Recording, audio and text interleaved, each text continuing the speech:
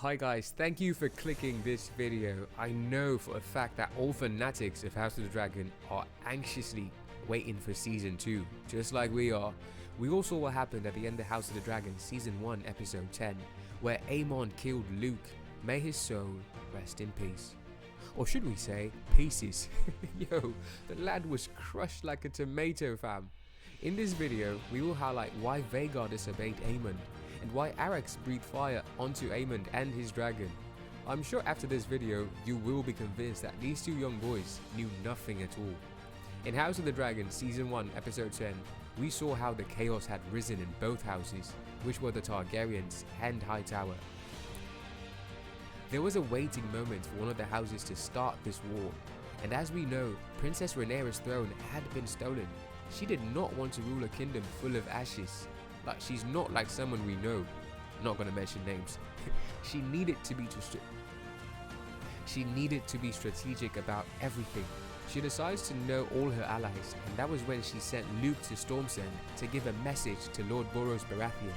Upon arriving, he finds Vhagar at the entrance, and that was the moment that he panicked. Like, that right there tells you absolutely everything.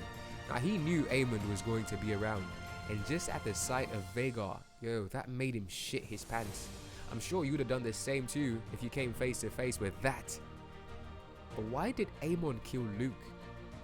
It is obvious that that was not on purpose. He wanted to scare Luke, just as how he intimidated Luke when he arrived at Lucerys Baratheon's end.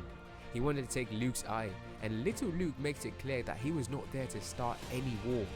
He is here as a mere messenger. His mother did advise about that. Like, he's such a good boy. And this is even more reason why Lord Lucerys told Aemond and Luke not to start any fight under his roof. He was having none of it. Now, just when Luke left, Aemond was already in the sky with Vhagar. Unfortunately, it took a short moment for Vhagar to break the bones of Arrax and Luke, after Arrax breathes fire at Vhagar. But why did Vhagar kill them?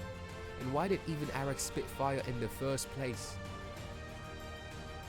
This takes us back to what King Viserys said in episode 1 at the very start.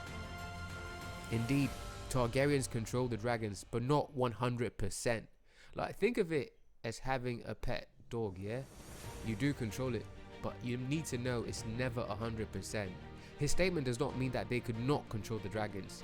See, dragons have emotions and senses, at least we believe as per the books. Again, not taking so much from the books, but here we need to make it clear. Like, we believe that these fictional creatures are living, breathing, like they smell fear, panic, and danger.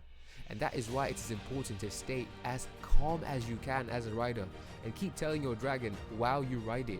See, the reality is that dragons are meant to listen to their owners, keepers, or riders, but they all have their own senses and emotions, so you do not entirely control them.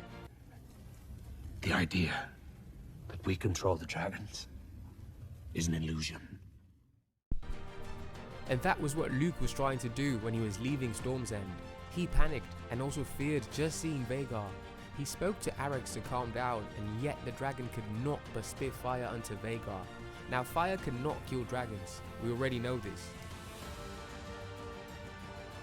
Arrax was not calm when he had his rider on his back, but the dragon sensed danger. Now, Luke could have done better by just staying put, but we know how meek that little boy is. Out of that, Vhagar could not help but also attack. Vhagar sensed danger, and that was when he snapped. Aemond had sensed it, but he could also not control Vhagar. It was so hard for him.